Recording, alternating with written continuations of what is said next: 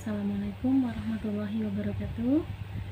Perkenalkan, nama saya Nani Purwanidia dari PG PAUD Universitas Pancasakti dengan NIM saya 18620500044 dengan mata kuliah Pendidikan Agama Islam dengan dosen pengampu Bapak Aden Sudarman SAG MPDI. Dalam kesempatan ini saya akan membawakan sebuah video tentang ibadah, pengertian ibadah secara etimologi dan terminologi. Adapun video ini saya buat untuk memenuhi tugas tengah semester mata pelajaran Pendidikan Agama Islam. Pengertian ibadah secara etimologi yaitu ibadah itu patuh dan taat dan merendahkan diri kepada Allah.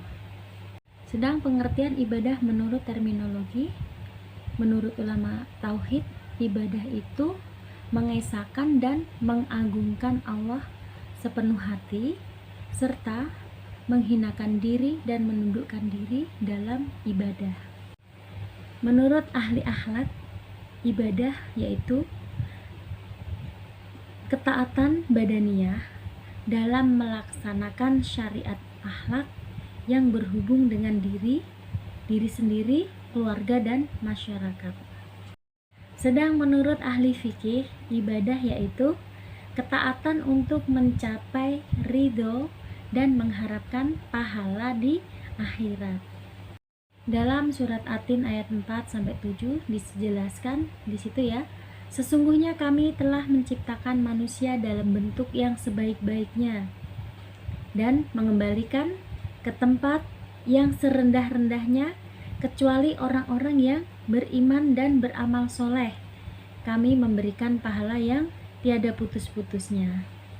Adapun tujuan penciptaan manusia menurut surat Al-Quran surat Adz-Dzariyat ayat 56, di situ dijelaskan A'udzubillahi minasyaitonirrajim wa ma khalaqtul jinna wal insa illa liya'budun. Tidaklah aku menciptakan jin dan manusia kecuali untuk beribadah kepadaku.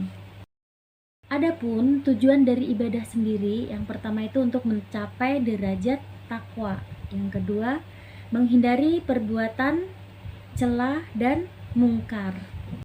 Sedangkan hakikat ibadah yaitu sesuatu yang kita kerjakan semata-mata hanya karena Allah mengharapkan ridho dari Allah. Tidak pernah sedikit pun mengharapkan balasan dari manusia, misalkan pujian atau hanya sekedar sanjungan ya, tapi hanya karena mengharapkan ridho Allah. Adapun kalau kita sudah melakukan sebuah ibadah hanya karena Allah, maka dari ibadah itu sendiri kita akan mendapatkan sebuah hikmah. Di antaranya yaitu kita tidak berbuat syirik. Syirik itu kita menyekutukan Allah ya, menyamakan Allah dengan makhluknya. Yang kedua, terhindar dari maksiat. Yang ketiga, memiliki ketakwaan. Keempat, kita berjiwa sosial. Terus yang kelima, kita tidak kikir ya, seperti dalam halnya kita berpuasa, kita merasakan gimana rasanya kita merasakan lapar. Dari situ kita tidak akan berbuat kikir ya atau pelit. Untuk selanjutnya keenam, merasakan keberadaan Allah. Jadi Allah itu sangat kita rasakan ketika kita beribadah, seolah-olah kita diawasi oleh Allah, sehingga ibadah kita bisa khusyuk. Kita melakukan sesuatu kalau mengharapkan ridho Allah, tidak mengharapkan sesuatu pun dari manusia, maka akan terkabul doanya. Banyak saudara memiliki kejujuran, berhati ikhlas, memiliki kedisiplinan dan sehat secara jasmani ataupun rohani ya. Karena kalau kita ibadah cuman pengen dilihat orang, cuman pamer, akhirnya apa? Ibadah kita tidak akan gunanya, tidak ada gunanya ya. Karena orang yang pamer itu termasuk dalam penyakit, itu penyakit rohani ya. Adapun hikmah dari ibadah yaitu kita beriman, kita beribadah, yang kita lakukan hanya dengan keimanan dan keikhlasan serta mengharap ridhonya. Adapun hubungan ibadah dengan iman, jika kita beribadah sungguh-sungguh hanya karena Allah, maka akan meningkatkan keimanan kita. Ibadah kita adalah manifestasi atau pernyataan pengabdian seorang hamba kepada Tuhannya.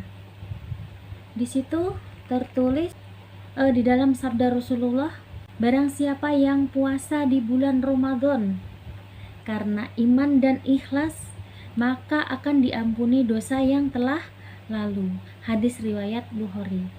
Ya, segala sesuatu yang kita kerjakan setiap hari, kalau kita hanya mengharapkan ridho dari Allah, dari kita bangun tidur, kita beraktivitas, kita membaca bismillah, ya Allah saya hanya mengharapkan ridhomu, pagi ini saya berangkat kerja, maka pekerjaan itu akan menjadi suatu ibadah, ya, ibadah yang kita lakukan, yang rutinitas kita, yang sudah menjadikan kita sebagai rutinitas, maka itu akan bernilai ibadah. Seperti halnya kita makan pun kita bisa menjadi ibadah. Ketika kita makan, kita niatkan dengan makan itu kita mempunyai badan yang sehat dan kita bisa beribadah dengan lebih baik. Banyak ibadah yang bisa kita lakukan. Akhirul kalam, semoga apa yang sampaikan bisa memberikan manfaat dan kita semua selalu dalam penjagaan Allah dan selalu dalam ridho Allah. Kita tutup dengan kafaratul majlis. Subhanakallahumma wa bihamdik asyhadu an la ilaha illa anta astaghfiruka wa atubu ilaik. Assalamualaikum warahmatullahi wabarakatuh.